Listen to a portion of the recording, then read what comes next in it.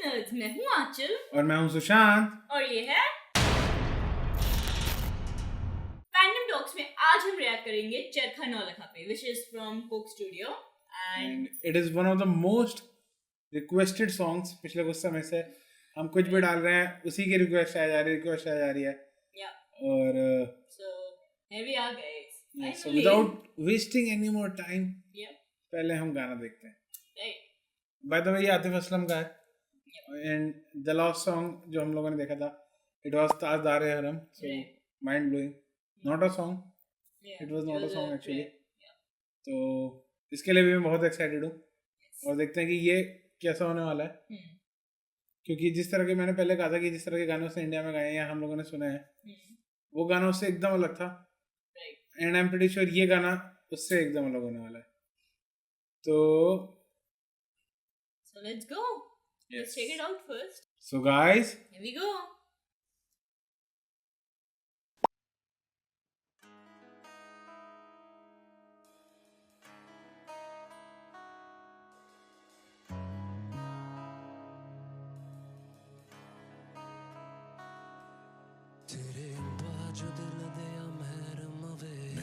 जीना केड़े चजदा है मेरे लून विच मेरी नस नस विच तेरी याद तू बाजदा है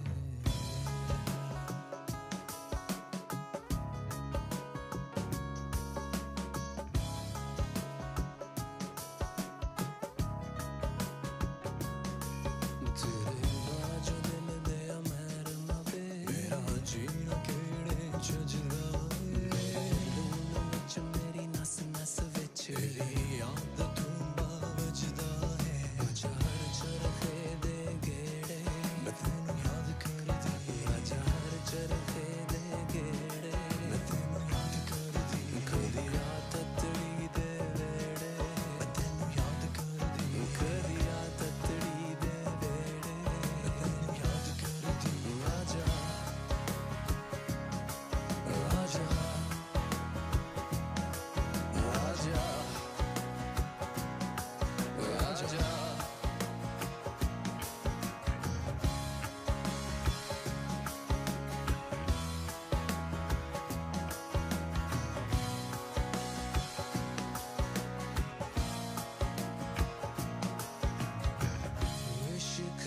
चरखा दुखां दियां पूनियां जियों जियों कत्ती जावां हुण पईयां दूनियां इश्क दा चरखा दुखां दियां पूनियां जियों जियों कत्ती जावां हुण पईयां दूनियां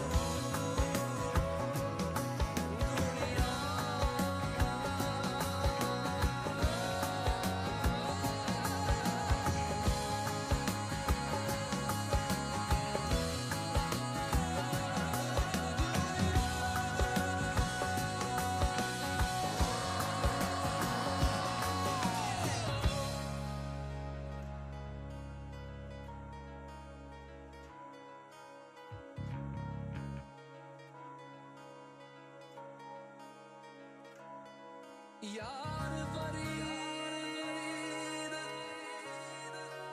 कबूल करी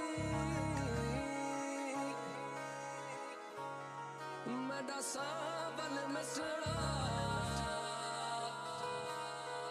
शाम सनूड़ा तसावल यार वया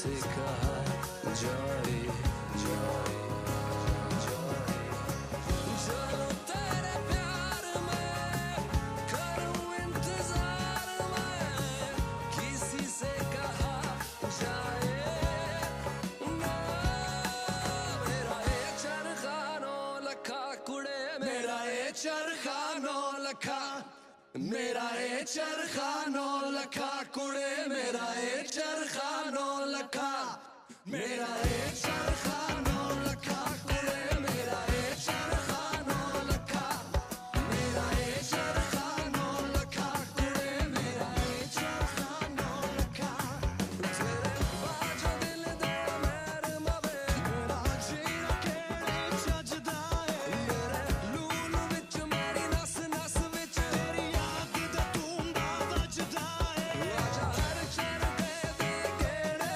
मैं तेनू याद करदी आजा हर चरखे दे गेड़े मैं तेनू याद करदी कदी आ ततड़ी दे वेड़े मैं तेनू याद करदी कदी आ ततड़ी दे वेड़े मैं तेनू याद करदी मेरा ये चरखानो लखा कुड़े मेरा ये चरखानो लखा मेरा ये चरखानो लखा कुड़े मेरा ये चरखानो लखा आजा आजा आजा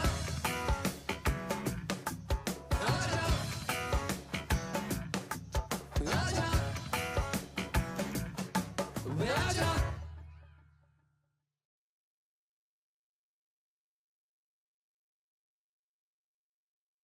So, So, I suppose this is more of what do you expect from Atif, I guess.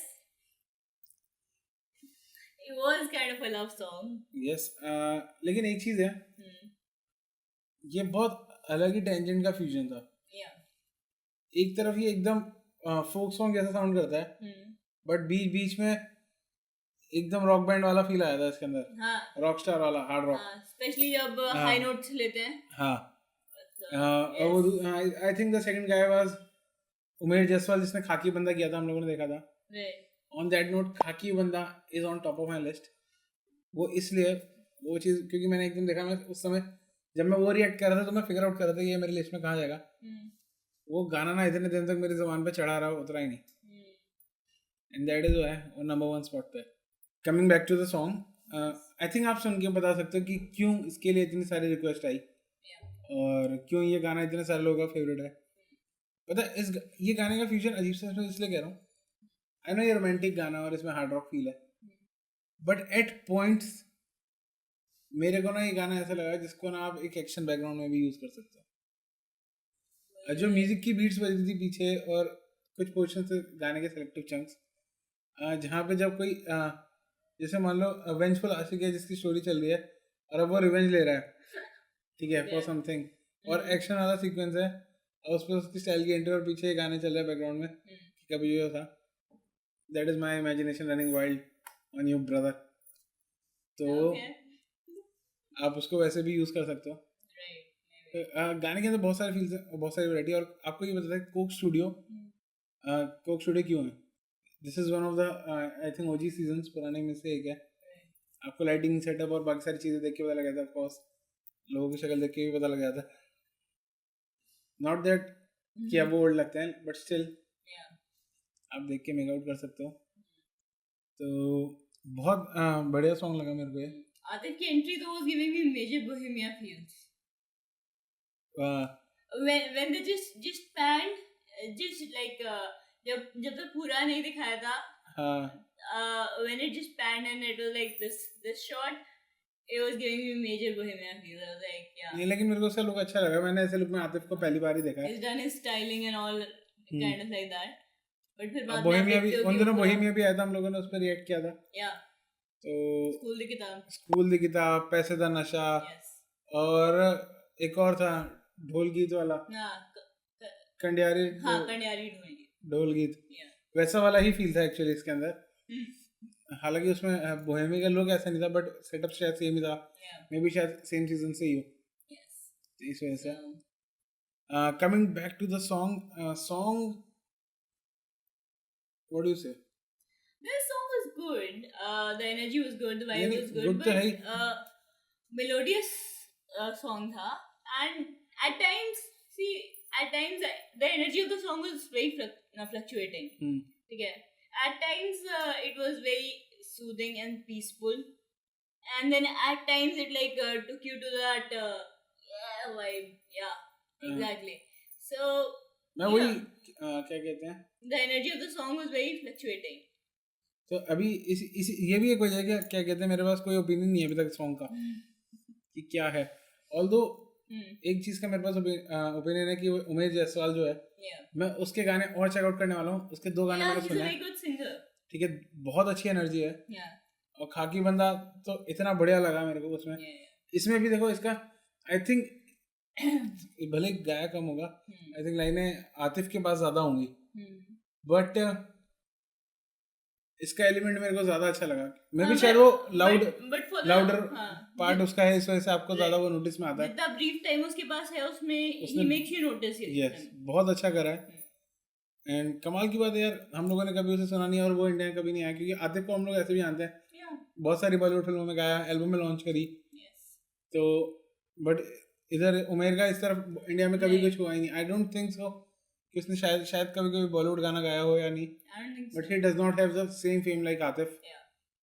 And I wonder why, because he seems more talented. He seems to be on level at least. So मतलब मेरे को उसका singing style ज्यादा अच्छा लगा.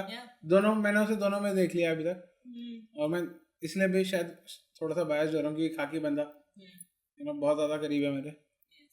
तो बाकी आप बताओ. आई थिंक मैं इस गाने को भी 1-2 बार और सुनूंगा वैसे.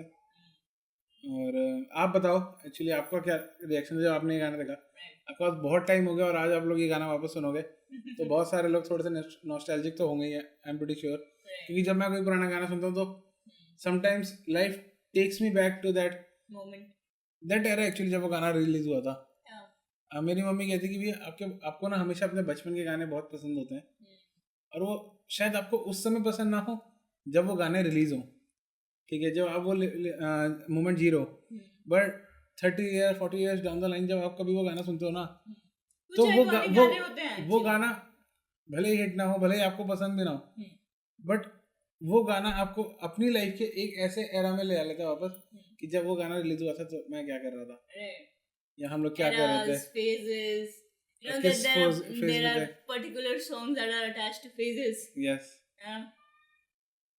I won't go into that, but you know what I'm talking about. Yes, who got into goth phase? Hey, I had goth playlist. Okay, we're not getting into that.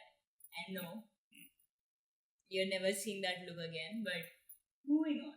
हाँ तो वो ठीक है, चलता रहता है यार, सब लोग के साथ ऐसे फेजेस आते रहते हैं. वही तो मजा है यार लाइफ का. आप जैसे पैदा हो गए वैसे ही मर जाओगे तो मजा कहाँ है. आप चीजें एक लाइफ में जब फेज आते हैं ना, अब फेजेस के बहाने ना कई सारी पर्सनैलिटी टाइप्स, कई सारे मोमेंट्स और कई सारी चीजें नए एक्सपीरियंस करते हो, और बहुत सारी लाइफ के छोटे छोटे ग्लिम्पसेस जी लेते हैं एक ही अपनी लाइफ में. तो वो फेजेस आने भी, अच्छे बुरे मीडियोकर से, सारे दिन आने बहुत जरूरी हैं.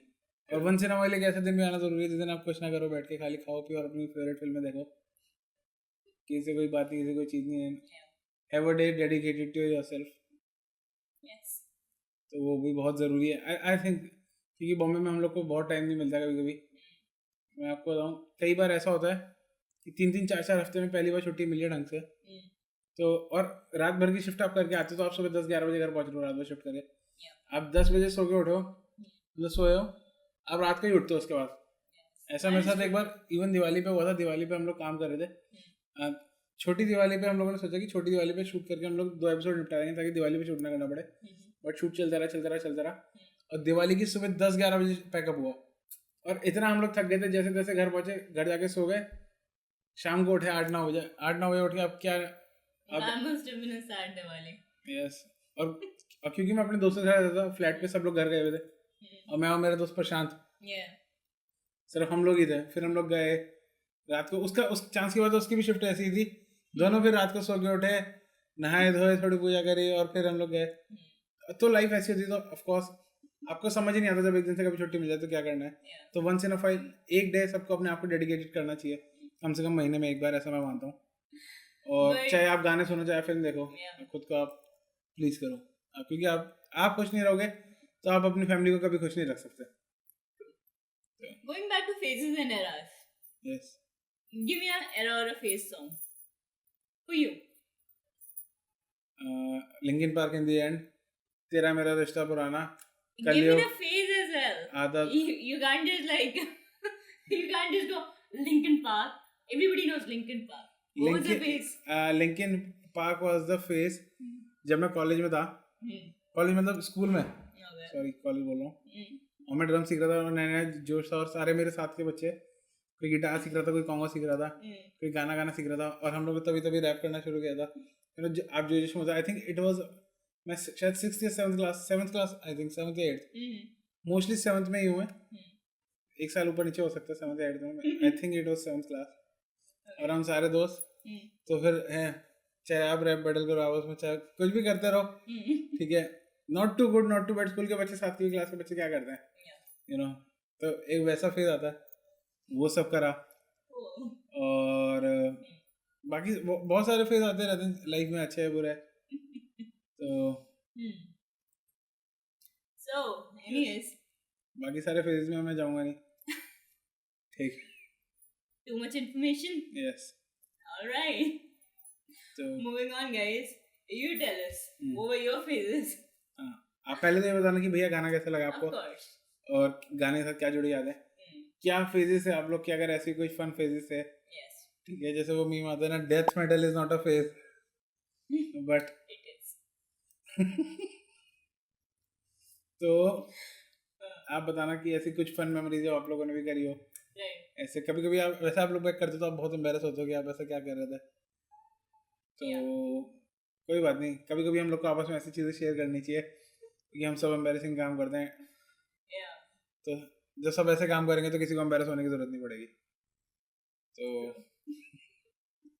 तो डू टेल अस आपको कैसा लगा, है ना, अपना, till then you know what to do, subscribe to our channel, like us on Facebook, follow us on Twitter and Instagram, And of course, regular updates के लिए घंटा बजाएं। see you guys. बाय।